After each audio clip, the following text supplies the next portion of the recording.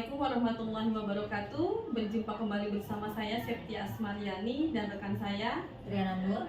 Kami calon guru penggerak angkatan 10 dari Kota Samarinda. Dan saat ini kami bersama dengan Bapak Taufik, Kepala SMP Negeri 17 Samarinda. Assalamualaikum Pak Taufik. Waalaikumsalam warahmatullahi wabarakatuh. Apa kabar Bapak hari ini? Alhamdulillah. Alhamdulillah baik. Kali ini kita akan berbincang-bincang Pak ya terkait dengan pengambilan keputusan Bapak di sekolah ini, terkait dengan kasus-kasus yang merupakan dilema etika atau bujukan moral. Mungkin langsung saja ke pertanyaan pertama Pak ya. Selama ini bagaimana Bapak dapat mengidentifikasi kasus-kasus yang merupakan dilema etika atau bujukan moral Pak di sekolah Bapak? Jadi pertama kita ini sekarang kan ada asesmen nasional dan hasilnya adalah rapat pendidikan. Jadi dari rapat pendidikan itulah kita lakukan perencanaan berbasis data. Kita analisis di rapat pendidikan itu dan memang 3 kali kita melaksanakan ANBK. Untuk SMP 17 selalu karakter yang rendah. Ada penyebabnya. Ya.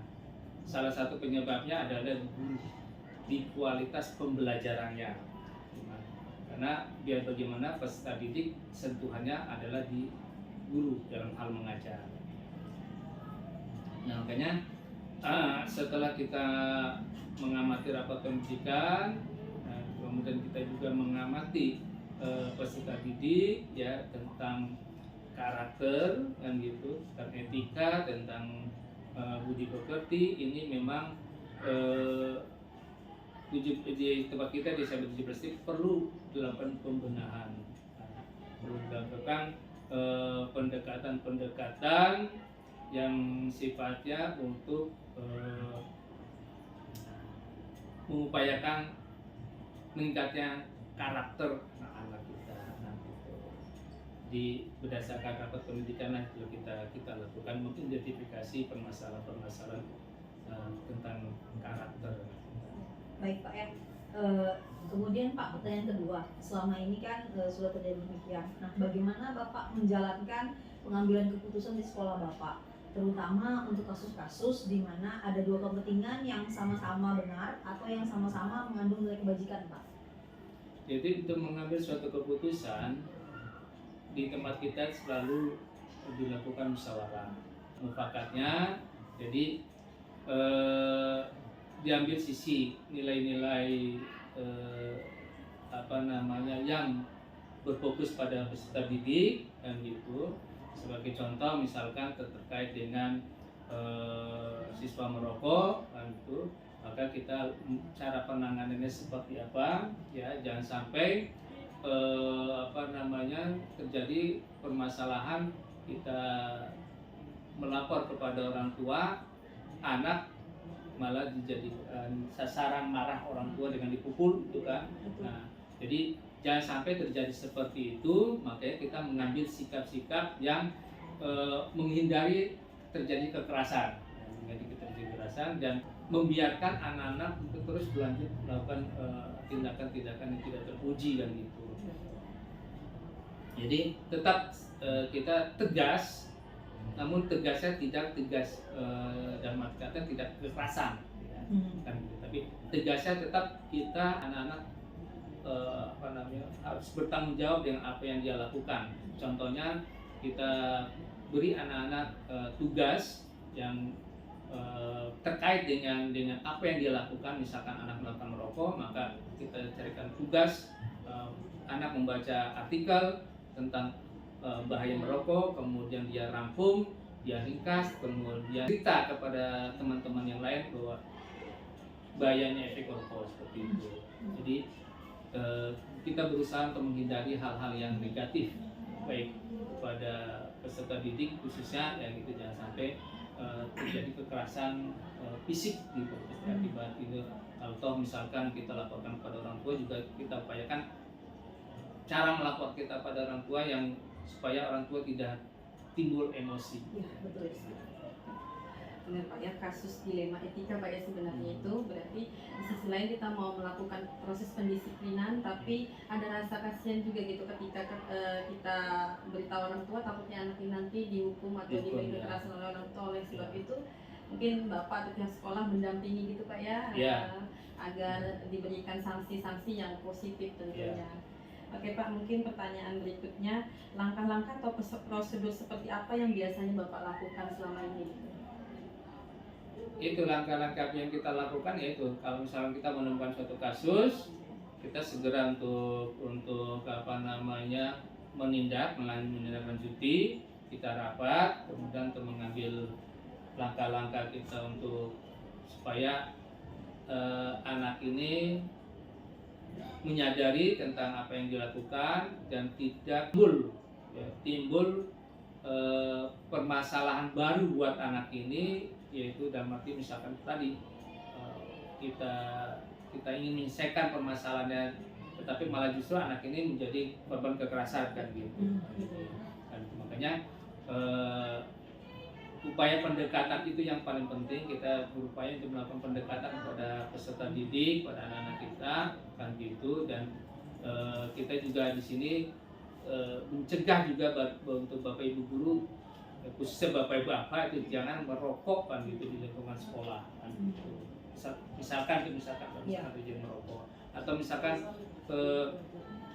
perundungan kan gitu juga itu jangan sampai mengakibatkan timbulnya terjadi antar orang tua saling ribut gara-gara anak-anak perundungan ini. Ini pun kita cegah. Nah, upayanya yaitu tadi, kita begitu kita mendapatkan kasus, kita langsung rapat, kita langsung ambil tindakan kan gitu untuk mengatasi permasalahan ini supaya tidak berlalu. Iya, baik. Bagus sekali Pak ya untuk langkah-langkah atau prosedur yang sudah dilakukan oleh sekolah ini. Baik Pak, pertanyaan selanjutnya ya, hal apa saja yang selama ini Bapak anggap penting dalam pengambilan keputusan pada kasus-kasus dilema etika Pak? Seperti tadi Bapak contohkan merokok, bullying dan seterusnya. Kita yang efektif ya, begitu kita ada menemukan kasus langsung cepat kita tangani kan gitu. Dan semua teman-teman di sini guru harus kompak. Jangan sampai yang satu buat anak ini sadar, tapi yang satu malah ada yang melindungi kan gitu. Karena terjadi seperti itu, teman-teman tuh masih ada yang melindungi kan gitu, atau ada yang membiarkan kan gitu. Biar aja, cuek aja kan tuh. Padahal ini enggak ya, yang namanya pendidikan itu, apakah ini anak ini diajar sama kita atau tidak, kita temukan ya harus kita segera bertindak, dan kita harus kompak, guru-guru harus kompak untuk melakukan tindakan kan gitu. Kan gitu, kompak, sehingga dengan kekompakan itulah maka diharapkan ada terjadi komunikasi yang baik kan gitu, dan anak-anak menyadari bahwa ternyata semua guru bertindak yang sama kan gitu, dan jangan sampai timbul kalau dengan guru A enak aja kok, santai aja kan gitu. Begitu dia ketemu dengan guru B, wah kan gitu ada rasa takut itu. Enggak, kita enggak, jangan sampai timbul seperti itu kan gitu. Jangan sampai timbul seperti itu dalam hal pendidik ya. Dalam hal mendidik kita harus tegas, yang sama-sama tegas, sama-sama untuk memberikan tanggung jawab yang bersama untuk mengatasi permasalahan karakter siswa. Ya. Oke Pak. Mungkin selanjutnya hal apa saja nih Pak yang merupakan tantangan dalam pengambilan keputusan pada kasus-kasus yang tadi disebutkan seperti merokok, bullying dan tantangannya ya menghadapi orang tua siswa yang istilahnya dia orang tuanya nggak nerima akan itu anaknya ini, terus langsung orang tua melakukan kekerasan pada anaknya. Kemudian juga tantangan yang lain juga di lingkungan kita itu contohnya di warung Jawa itu, itu membiarkan anak-anak merokok kan gitu dengan pakaian seragam kan gitu. walaupun sudah saya koordinasi dengan pihak lurah dan pihak lurah sudah datangin, tapi berlangsung seperti itu kan gitu. Nah ini yang justru apa namanya agak repot kita. Sekolah ingin bertindak tegas, tapi ternyata di luar lingkungan sekolah itu malah membiarkan gitu, malah membiarkan dan diberi kesempatan untuk anak-anak itu. Makanya itulah yang mempelajari ya kasus ini kan gitu. Ya, jadi kalau misalkan nanti masih juga terjadi kan itu ya mau nggak mau kita akan laporkan ke pihak yang berwenang, seperti contohnya perlindungan anak kan gitu. Perlindungan anak, karena anak-anak kita yang masih dalam kategori yang masih memang dilindungi ya, dilindungi itu tidak untuk apa namanya supaya ada rasa aman bagi mereka. Ya. Baik, mungkin tantangan yang Bapak sebutkan tadi sama kayak di sekolah kita ya Bu Septi ya, karena kita di dalam satu lingkungan yang sama. Jadi memang ada permasalahan juga dengan warung yang di depan itu, karena kan apa namanya bebas di sana ya Pak ya, kita tahu bebas untuk anak-anak merokok di sana. Baik Pak, kita lanjutkan ya Pak ya pertanyaan selanjutnya. Nah, apakah Bapak memiliki sebuah jadwal tertentu dalam penyelesaian kasus dilema etika? Apakah langsung diselesaikan di tempat atau memiliki jadwal tertentu untuk menyelesaikannya? Nah, bentuk dan prosedur apa yang Bapak jalankan? Jadi kalau jadwal tertentu dalam penanganan kasus-kasus kita nggak punya jadwal tertentu, nah gitu. Hanya kita sifatnya begitu ada kasus cepat tanganin kan gitu supaya nggak berlarut, dan siapapun bisa menanganin kan gitu, karena sifatnya mendidik kan gitu, tidak mesti harus ke kepala sekolah. Jadi kalau misalkan guru menemukan kasus, guru langsung lapor ke wali kelas bisa koordinasi dengan kesiswaan, karena kebetulan guru BK kita nggak ada, dua-duanya jadi ngawas kan gitu. Makanya dan untuk seluruh guru pada dasarnya adalah bisa menjadi guru BK kan gitu, gitu. Membimbing, karena tugas guru tidak hanya mengajar tapi juga mendidik, membimbing kan gitu. Nah ini, jadi sifatnya seperti itu. Jadi tidak menjadwal kan itu, tapi itu ada menemukan permasalahan tentang karakter ya kita langsung lakukan pembinaan kan gitu. Dan kita kan punya di sini punya tim perlindungan Tim tindak penanganan itu ya. Ini kita punya tim sini kan. Ya, tim itulah yang nanti akan melakukan menyelesaikan permasalahan itu. Oke, mungkin pertanyaan selanjutnya Pak ya, adakah seseorang atau faktor-faktor yang selama ini membantu atau mempermudahkan Bapak dalam pengambilan keputusan dalam kasus-kasus dilema etika tadi Pak? Ya salah satunya lurah, komite kan gitu. Jadi pihak-pihak yang membantu kita ya komite sekolah, pihak kelurahan, babinsa, kamtibmas itu yang istilahnya yang sering kita, khususnya yang di warung Jawa itu yang sering kita minta bantuan kan gitu. Karena kalau kita mengambil tindakan sendiri secara hukum kan ya nggak bisa kan gitu. Tapi kalau misalkan pihak kamtibmas, kelurahan itu lebih ini kan lebih mereka lebih punya hak, lebih power dan punya hak untuk melakukan ini dibandingkan kita. Nah, itu. Jadi memang kerjasama kita ya hanya seperti itu saja. Ya, baik Pak. Kita sudah sampai di pertanyaan terakhir nih Pak, dan ini mungkin kesimpulan yang dapat kita sama-sama simpulkan dari semua yang tadi Bapak telah sampaikan ya. Nah, pembelajaran apa nih Pak yang bisa Bapak petik dari pengalaman Bapak mengambil keputusan dilema etika? Ya, bahwa yang namanya karakter itu sekarang ini menjadi tolak ukur untuk kelulusan. Kalau dulu mungkin kelulusan ditinjau dari segi hasil ujian nasional. Kalau sekarang ditinjau dari literasi, numerasi, dan karakter kan gitu. Jadi memang karakter inilah yang memang harus kita kita lakukan peningkatan pembinaan yang gitu. Jadi terkadang guru itu membuat modul ajar, mencantumkan dimensi profil Pancasila, ya, tetapi lupa untuk menerapkannya di dalam pembelajaran. Tentang kata-kata misalkan salah satu terkait dengan kreativitas, tapi guru tidak menerapkan kreativitas. Terkait gotong royong, ada kolaborasi, guru tidak melakukan menyuruh anak-anak untuk melakukan kolaborasi. Nah, itulah yang harus PR lah buat saya, yang harus saya lakukan untuk melakukan pembinaan kepada Bapak Ibu guru, karena seperti di awal saya katakan, rendahnya karakter salah satu disebabkan oleh proses pembelajaran yang perlu dilakukan pembinaan. Ya, baik Bapak, terima kasih kesempatan yang diberikan. Silakan Ibu Septi. Ya, terima kasih banyak Pak ya atas waktu dan kesempatan yang Bapak berikan untuk berdiskusi dan berbincang-bincang dengan kami calon guru penggerak angkatan 10. Insya Allah yang sudah Bapak sampaikan ini sangat-sangat bagus dan menginspirasi kami tentunya nanti sebagai pemimpin pembelajar di sekolah kami. Ya, terima kasih banyak Pak. Sama-sama, Assalamualaikum, sukses. Pak. Sukses. Ya.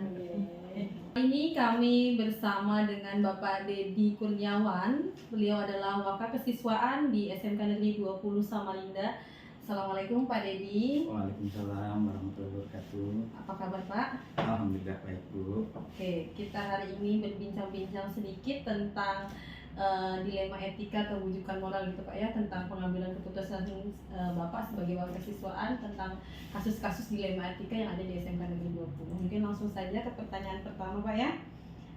Selama ini bagaimana Bapak dapat mengidentifikasi nih Pak kasus-kasus yang merupakan dilema etika atau wujukan moral? Etika ini cenderung lebih sulit ya untuk menemukan pemecahan masalahnya. Kalau semisal kayak rujukan moral itu mungkin kita lebih bisa cepat mencari jalan keluarnya atau memutuskan persoalannya.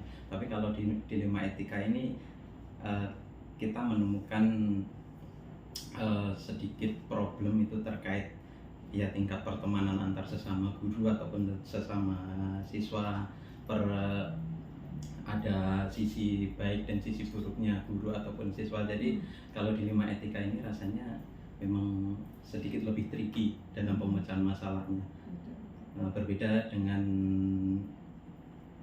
rujukan moral, itu kita bisa langsung memutuskan mata rantai permasalahan. Ya, baik Pak ya. Selanjutnya Pak, pertanyaan kedua. Nah, selama ini kan Bapak sudah menjadi wakil kesiswaan ya Pak ya. Nah, bagaimana Bapak mengambil keputusan di sekolah Bapak, terutama untuk kasus-kasus di mana ada dua kepentingan yang sama-sama benar atau yang sama-sama mengandung nilai kebijakan Pak?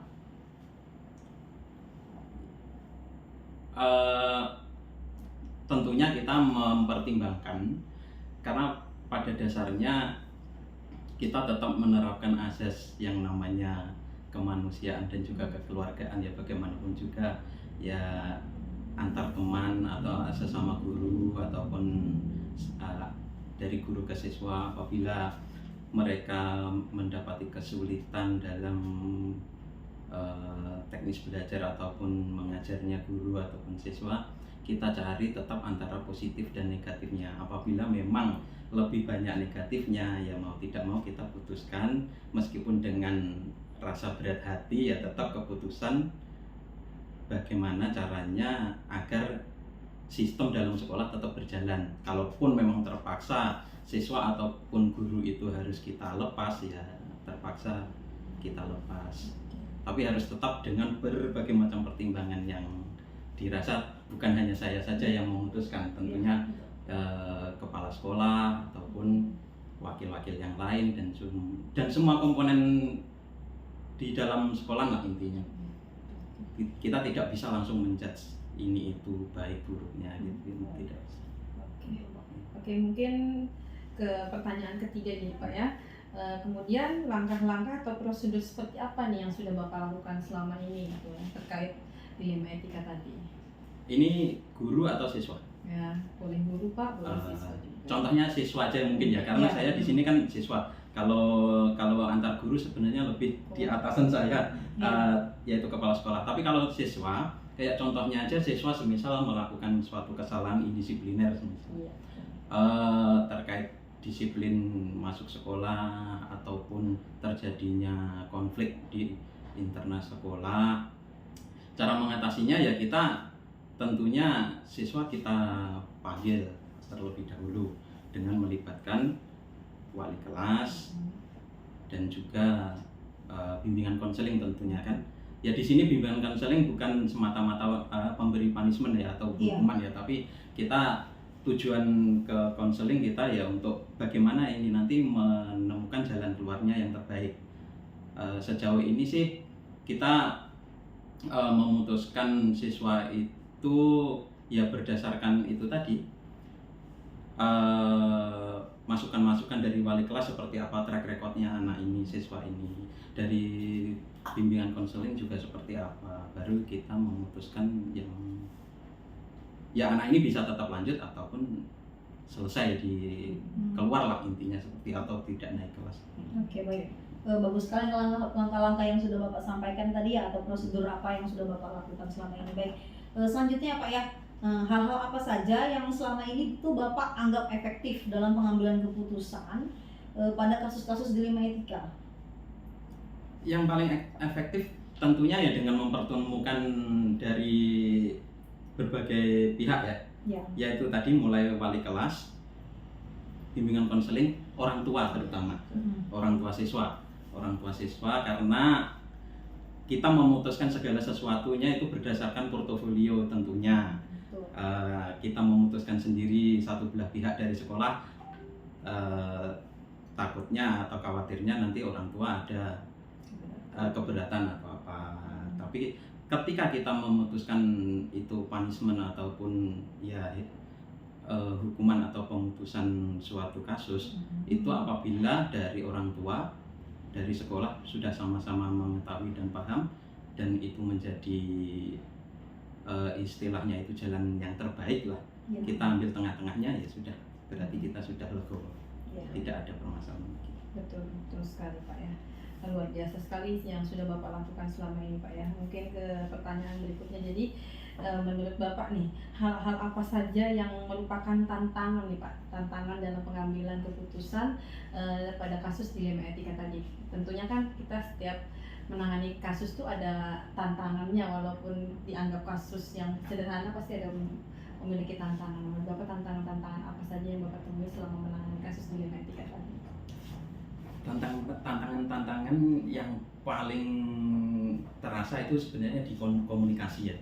Ada kadang antara orang tua, antar wali kelas atau apa itu ada komunikasi, itu yang paling banyak ditemui sih itu, sehingga menyebabkan sebenarnya permasalahan ini sudah ada jalan keluarnya nih, tapi karena komunikasi itu bisa akhirnya melebar kemana-mana, atau bahkan ya akan ketemu jalan keluarnya, cuman membutuhkan waktu yang lebih lama gitu. Tapi pada akhirnya ya akan ketemu juga sih sebenarnya.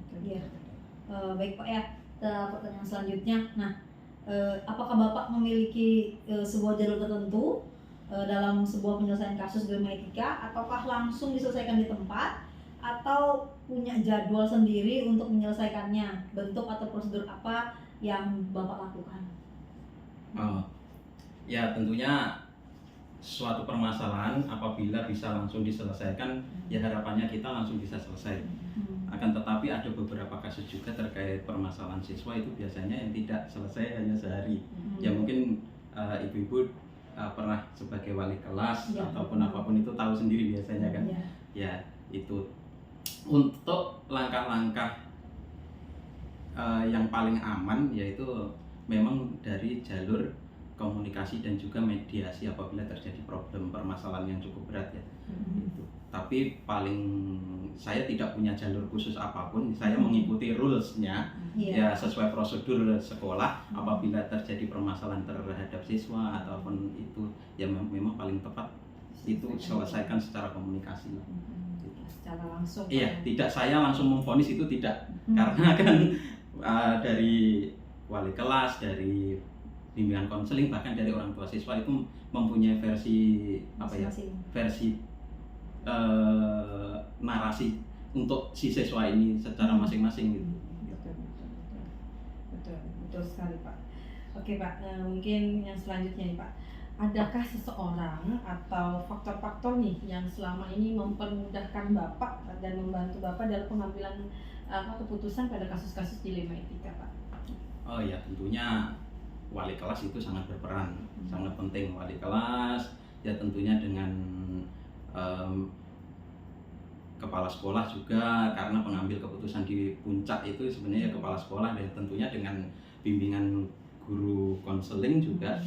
Bimbingan guru konseling itu ya sangat membantu ya, mereka itu yang ibaratnya beliau-beliau yang memberikan, karena saya nggak bisa kerja sendirian jujur, karena bagaimanapun juga komponen atau item-item ini saling berkesinambungan, nggak bisa Kolaborasi, iya Pak, betul, nggak bisa bekerja sendiri lah intinya.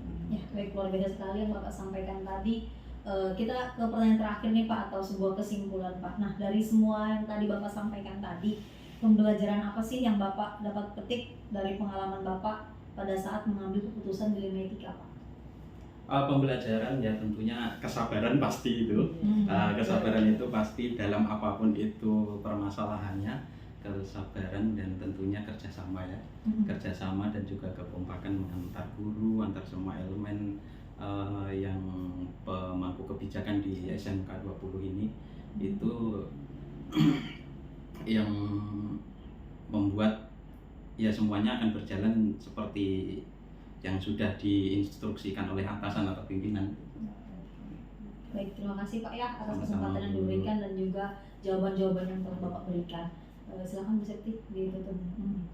Ya, demikian wawancara kami tentang kasus dilema etika yang terjadi di SMK Negeri 20 Samarinda bersama dengan Wakakesiswaan SMK Negeri 20 Samarinda, Pak Dedi Kurniawan. Dan terima kasih Pak Dedi telah meluangkan waktunya dan kesempatannya untuk berbagi kisah, berbagi cerita bagaimana cara menyelesaikan kasus-kasus yang sudah tertangani Pak ya di SMK Negeri 20 Samarinda. Semoga lain kesempatan kita bisa berjumpa kembali untuk membahas permasalahan-permasalahan atau ilmu-ilmu yang berbeda lagi Pak dari Bapak maupun dari kami ya. Ya, mungkin itu saja Pak. Terima kasih Terima kasih banyak Pak ya. Sama-sama Bu. Assalamualaikum warahmatullahi wabarakatuh. Sama.